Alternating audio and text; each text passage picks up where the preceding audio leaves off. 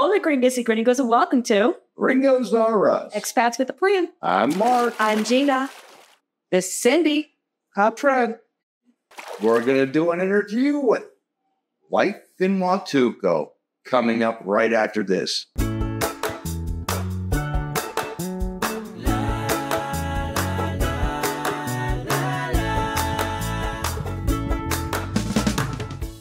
Okay, welcome back, everyone. So we're excited. We have the first lady of Watuco right here, sitting next to me, and her lovely husband, Fred.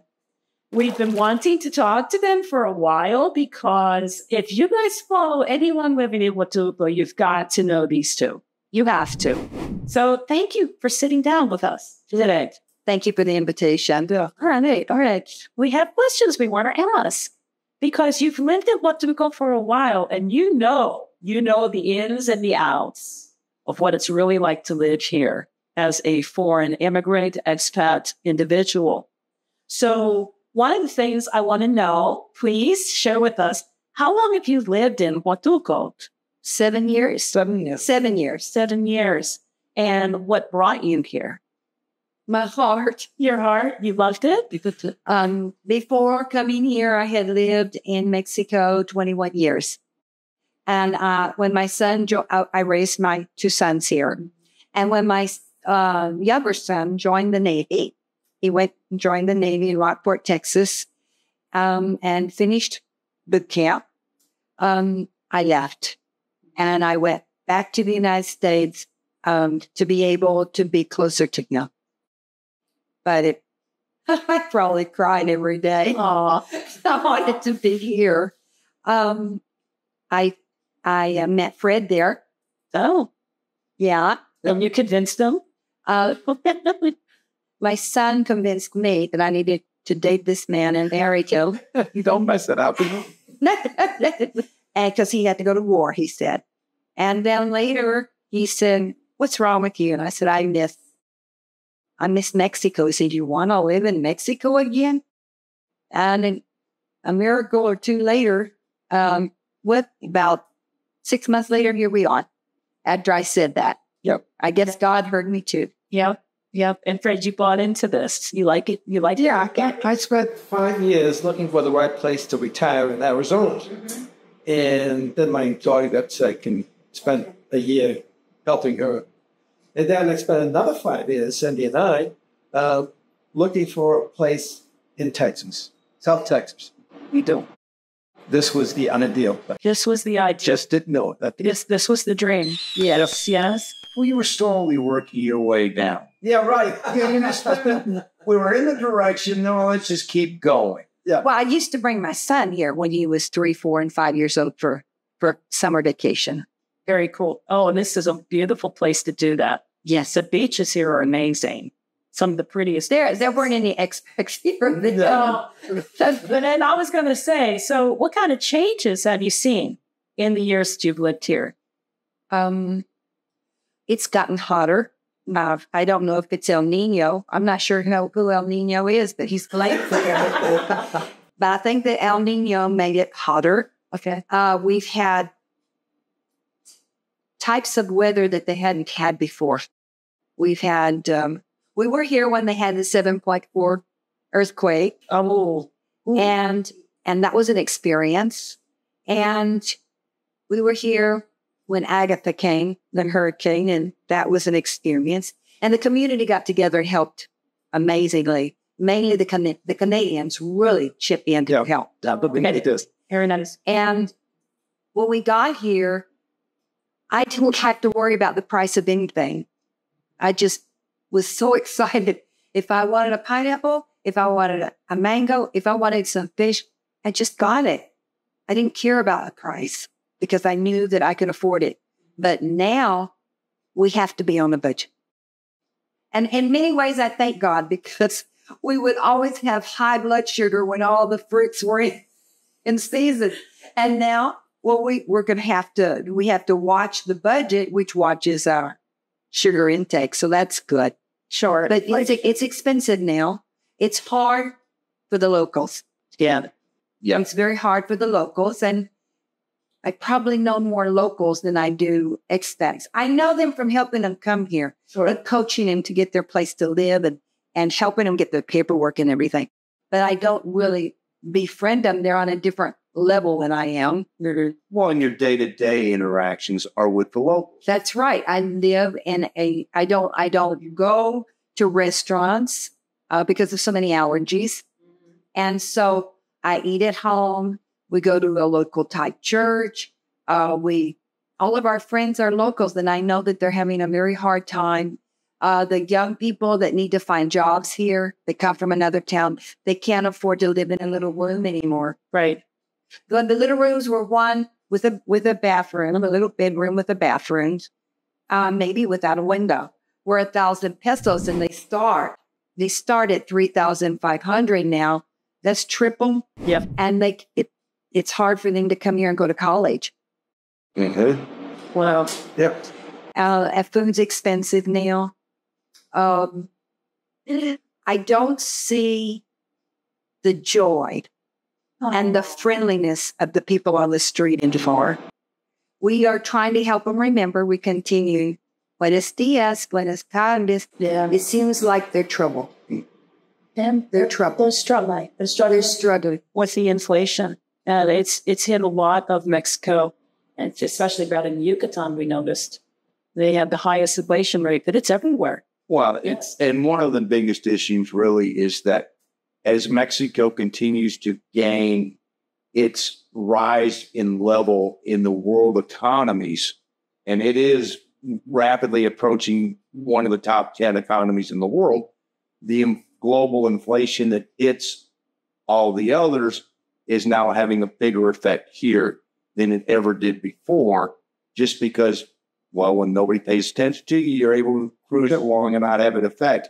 But when you're now a power, that, the peso against the yen, the peso against the dollar, peso against the euro, it's going to have a greater effect. And so when those little things happen, it's going to go up. Yeah. The dollar's changed a lot, doesn't it? Isn't it? And that affects the people's rental, what they can afford to rent. And the rent's high. The rent's high now. An unfurnished 2-bedroom apartment in the apartments that were originally government housing, for government workers and all. It was 4,000 pesos, and they were a mess. And people would come in, and I would help them rehab them. That's what I do. I help people rehab rentals. And but now you can't unfurnished. But now those are like 8,500 unfurnished, and you still have to rehab them a bit. Okay, so before you could get a nice rental. And we're talking again in apartments where they used to be just Mexican living, but now they have Airbnbs and expats living. And it would be 11,500 if you rented it during the winter per month, But they're up to 22. Yeah, they are. And we're not talking about Condo Pacific and Las Terrazas, and we're not even talking about Conjunto Mirador. Really? So the rent's very high now. It is. And we're so blessed because we rehabbed this place and we got an excellent rental. We offered her for another 3-year contract to up the rent. We pay 5,000 pesos a month, and we just are helping a lady. 5 houses down, she's rehabbing a rental right now. And we got her the right workers and everything, she and her husband. But that's not every day that you find something like that. Right. You're living in a very local neighborhood. And a very local lifestyle. But we just go around the corner to buy, go get me some bananas, go get me some cilantro when he's back in 3 minutes. Nice. Yeah. And it seems very friendly. It seems family focused. Safe. Safe here. Yeah, safe here. It's a very safe thing. Good. Yes. What have you noticed with the volume of expats and immigrants who come to live here? Then have you noticed an increase in volume? Have you noticed them coming and then leaving after making a decision to come? The people I know mainly there are a few that stay full time. Mm-hmm. And they, a lot of them are looking into other places because of the heat and the rising cost. But the ones who don't really have to worry economically, they come for 6 months at a time. Yeah. They pretty much stay here. This is their second home. Snowbirds. Yeah, they're snowbirds.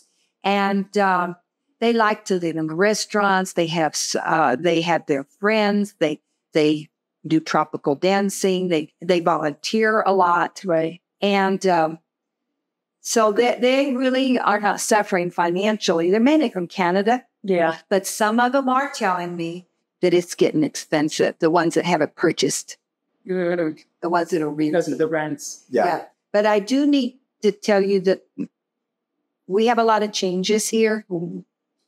And we don't have the beautiful landscaping that we used to have, not right now. We don't have the workers. We don't have enough water that we need right now. There have been different factors in that, and I can make a video explaining that because there's different factors, but there's not enough water. And then it seems like there's friction about taking care of the electrical transformers. The grid. For maintaining the grid. Yeah. They don't want to. There's a fight on who has that responsibility. Trash pickup is not, there's been some problems. We no longer have ecological factors about trash. That we used to have organic. Yep. We don't anymore. It was in the parks. They may still show it in the park, but it's not for real. Well, you just try to say that they were there and they haven't taken them out. Yeah, they haven't taken them out. The trash trucks don't come on a regular basis.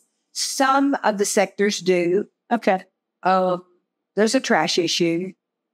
So we're waiting. There's been a transition with Fonatur, and we're waiting to see what happens. And we have the new mayor that's going to go into office in January, and we're going to see how that works out too. Because you seem to be a lack of workers. No, in Cancun, Fonatur made Cancun. And a lot of them have been sent to remake Acapulco. That's what they do. Yeah. Okay. They had a problem here with some of the administration was relieved. Okay. And some of the parts, like the water, has been given to the government. Okay. And so they're just now, and some of the parts of Fonatur, because it had many departments, has been given to the military. So we're waiting to see what happens, about that. Or that's a difference that's going on now. And another difference is we sure have a lot of illegal immigrants passing through. Yes. And that's affecting everywhere. Yeah. In many factors. And that's in the book that I just read. Yes. I mean, when we drove here from Chiapas, we encountered numerous lines of people, walking with nothing but a backpack. Right. So they were coming this way, just like we were. Yes. Yeah. On foot. So Those people have to eat, and they need money to survive, and they don't have a trash can, so they're littering, and it's dirty. The highways are dirty, and the parks in some places have people laying there for the shade in the daytime. Yeah, It affects the beauty of a tourist area. So somebody's not, it's not getting organized. Right. I know that some of the churches I'm a part of, go and feed them and take them coffee. And we have seen in Tapachula how the Catholic ladies, they make vats and vats and vats of tamales to feed them. Yeah, very nice. The people are trying to help, but it's just a situation. A lot of people come here, and I love it because it feels like paradise. Yes. But they cannot tolerate the heat. Right. And you're saying, so what are you doing differently? Well, we tried to do something differently, and it backfired. May I tell you? Yes. So other people don't try it. By all means. So we had this perfect plan, We were just going to have a little place in Puebla because the rent's really cheap, guys, in Puebla. It really is. And you can literally afford to have two places. Of course, we live with where the locals live. We're not in Sector O, Right. But so we planned a trip, and we went to Puebla, and we could get a pretty nice apartment 4 blocks from my daughter's house, 2-bedroom with gated parking for 7,000 pesos a month. That's good. And that's furnished. Now, if we wanted one that wasn't furnished, so we could little by little just put what we need in it. And we thought, well, when it's hot, we'll just fly there. So we left we took a car full of clothes. We left everything we needed there so that we could be going just when it's too hot. It's too hot. We had the port. And enjoy our daughter now. And when our son's there, because he likes to go and visit her too. So we said, okay, we want to go when it's really hot. So we went in the end of June, the 1st of July. It was so cold. In Puebla. It was so cold. Yeah. And we were just like, and Puebla has houses that are made out of rock and stone and bricks. And they're cold. And my daughter just puts more clothes on. She's so used to it, but we were miserable. And we said, we can't do this. We had been extremely miserable at Christmas. We were there a long time at Christmas with family. We had a lot of fun, but we had taken up. My son had ordered electric blankets to be sent, the little Walmart special as seen on TV. And we were just like this. Wow. So we thought, well, we'll just come on the summit, we'll just leave our place. A key with our son, and whoever wants to stay there, other family members. It was too cold. And on my birthday, she called me just last Monday, and she said, it's freezing. It's so cold. I said, it's August. Right. So that just put that dream out, because it is cheap enough to do it, and it's a wonderful place to go. Yeah. We'll be finding out about Puebla soon. Yeah. Yes. You just, it's not warm. I don't. And it's not cheery sunshine. In rainy season, especially. Right. So you just mentioned that you wrote a book. Yes, I've just finished it, and it's been formatted. We have the cover, and I'm very excited about it. And it's about staying safe in Mexico. It's about having peace of mind in Mexico. And I think it's a book that needs to be purchased and given to loved ones that are concerned because you're going to Mexico. Oh. Well, Or I think that if your parents have decided to go to Mexico, you need to buy it and get it for them. Because every country has their way of doing things. And so many people come here with the mindset, Mexico's not doing this right. We need to show them how. That's not. Don't change. how about the other way around?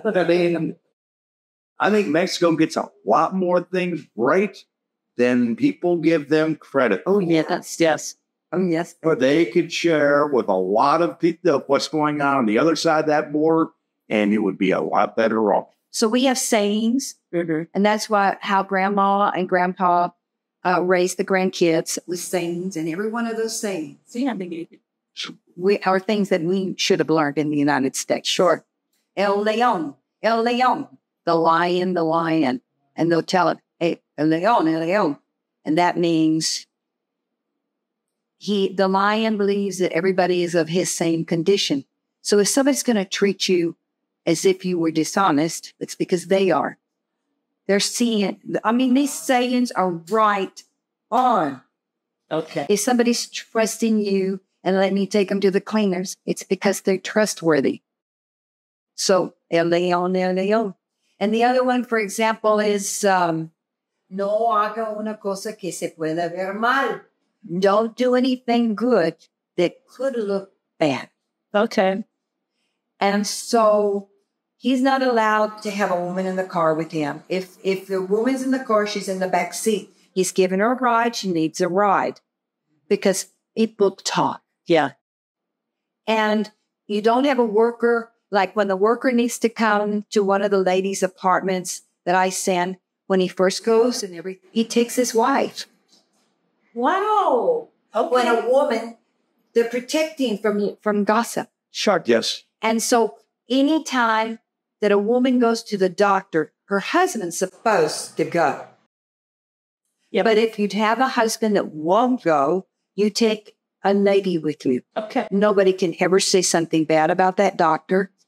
Nobody can ever say that you've got eyes for that doctor.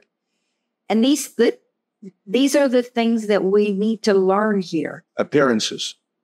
Appearances matter. Yes, And especially They do. Yeah. Yeah, because especially in the day of social media where everything just becomes, oh, look, we've got something new to talk about. so the walls have eyes. We say here, Yeah. the walls have eyes. Life is different here. And safety's different here. And that's why I wrote the book, because young ladies find themselves in risky situations. And they have no clue what they did to call it in. They don't even know what they did to call it in. So that's why I wrote them. So if they wanted to get the book, they can go to your channel to Yes, Life they in published Watuco. it. We'll have a short version of it free very soon.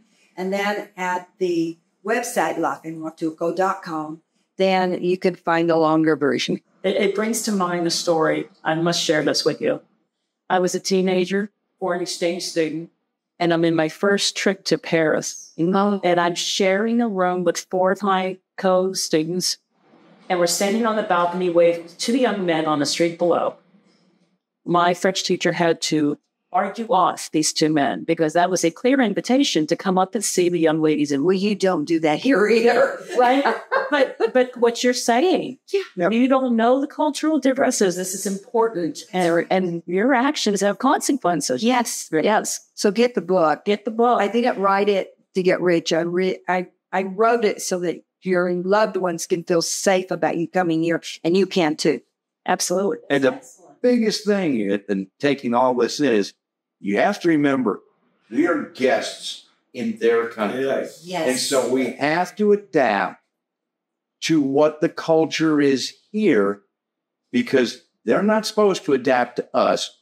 We are here to enjoy their culture, so adapt accordingly. And this book is going to help you Yes. get in tune with how to properly do that. And how to fuse in with your Mexican neighbors, your Mexican friends, so that they respect you, honor you, and if the time comes, they'll defend you. Help you when you need the help. That's right. Yeah. If you follow the traditions. And don't try to change it. No. No, And I think your book is an awesome idea. Oh, thank you. I think that's amazing. And you guys, you must go and check it out. This really is good and an excellent idea to share with family who worries about Yes. you moving to Mexico. Yes. You know, because we all know how the news and the media in other countries depict life in Mexico. It's not, Yeah. no. no, This is good. let them keep doing it. That way we can keep it all to ourselves. So, Yeah, with a book with like as much as you got it figured out, we'll keep the secret in the family. a book like this is being written by somebody who does this, who's lived here, who has integrated and understands those ways. Yes, I came in 1984. It's incredible. My son was 2 months old, and I did not speak Spanish. And everything that I had learned came from the Mexican women, helping me, teaching me, protecting me. Very good. I want to thank Cindy and Fred so much for allowing us to come to their home. Yes. And giving us some tidbits on life here that we haven't heard from any other perspective yet. And you must check out their channel. I'm not kidding when I say First Lady of Watuco. It's right here. Life in Watuco, they've been doing videos for years. And one of the first ones I ever watched was your video on your budget. My budget. How you were making it work here. It was very informative. Thank you. Thank you for spending time with us. Thank you so much. And we are Gringos R Us. Expats with a plan. Remember, we're doing it. You can too. Amen. Right over there. Or some videos you might want to watch. On the wall? Yes. Oh. I was going to roll.